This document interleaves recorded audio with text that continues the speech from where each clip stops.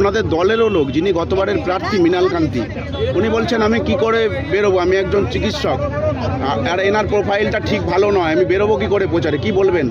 ওনার সঙ্গে আমাদের লোক কথা বলেছে, উনি একটু ডিপ্রেশনে ভুগছিল।